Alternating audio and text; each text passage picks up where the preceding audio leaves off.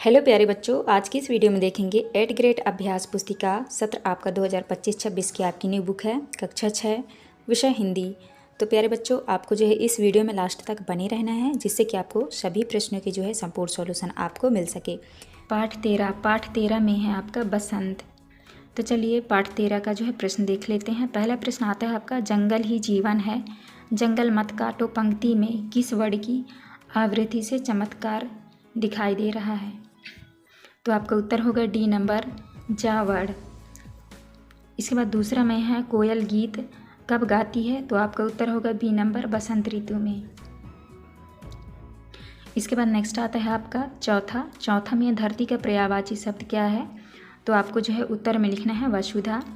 पांचवें में है, निम्नलिखित में सुगंध वर्तनी वाला शब्द कौन सा है। तो आपको उत्तर में लिखना है शिशिर। इसके बाद नेक्स्ट आता है आपका अति लघुत्री वाले। इसके बाद नेक्स्ट आता है आपका रिक्त स्थानों वाले प्रश्न।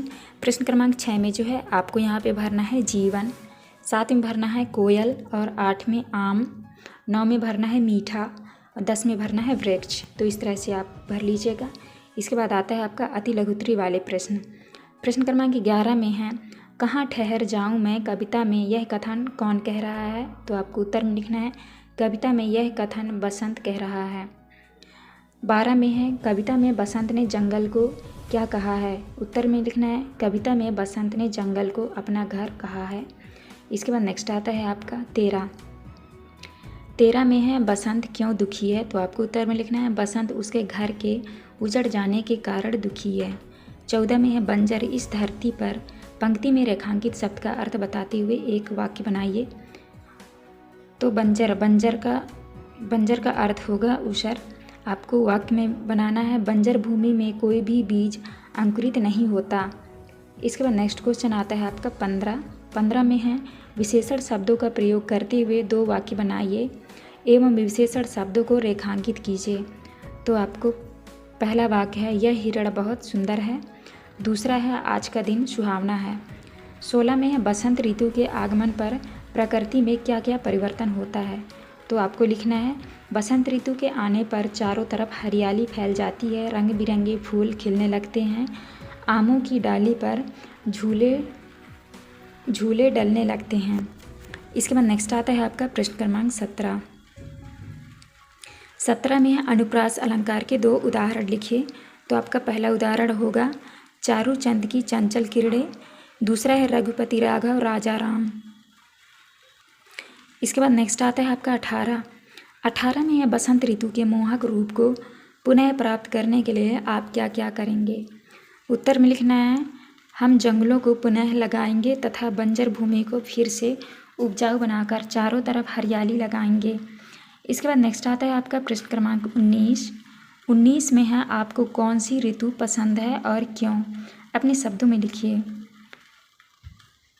तो आपको उत्तर में लिखना है, मुझे बसंत ऋतु पसंद है क्योंकि इस ऋतु की आते ही प्रकृति अपने सबसे सुंदर रूप में आ जाती है। इस ऋतु के दौरान प्रकृति का सौंदर्य देखते ही नहीं बनता, वह इतना मनोहर लगता है, ऐसा लगता है मानो हम स्वर्ग में आ गए हैं। पेड़ों में नए हरे भरे पत्ते आ जाते हैं, आम के पेड़ नई बोरों से लद जाते हैं, खेतों में सरसों पीले फूल दिखाई देते हैं, पुष्पों की कलियां खिलने लगती हैं, इसलिए मुझे बसंत ऋतु ये लगती है। इसके बाद नेक्स्ट आता है आपका प्रश्न क्रमांक 20 में है, यदि प्रकृति में बसंत ऋतु ना हो तो हमारा परिवेश कौन सा होगा, लिखिए। तो आपको उत्तर में लिखना है, यदि प्रकृति में बसंत ऋतु ना हो तो हमारा परिवेश अच्छा नहीं होगा। बसंत ऋतु से मौसम परिवर्तन होता है, यदि मौसम परिवर्तन ना हो तो अलग अलग मौसम वाली फसल नहीं हो पाएंगी, तब हमें कृषि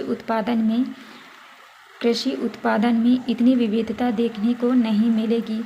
मौसम परिवर्तन होने से हमारा शरीर भी स्वयं को अलग अलग मौसमों के अनुकूल बना लेता है, इससे हमारे शरीर की आंतरिक शक्ति अधिक मजबूत होती है। इस ऋतु में धरती की उर्वरा शक्ति यानी उत्पादन क्षमता अन्य ऋतुओं की अपेक्षा बढ़ जाती है, इसीलिए इस ऋतु का होना हमारे लिए बहुत ही आवश्यक है।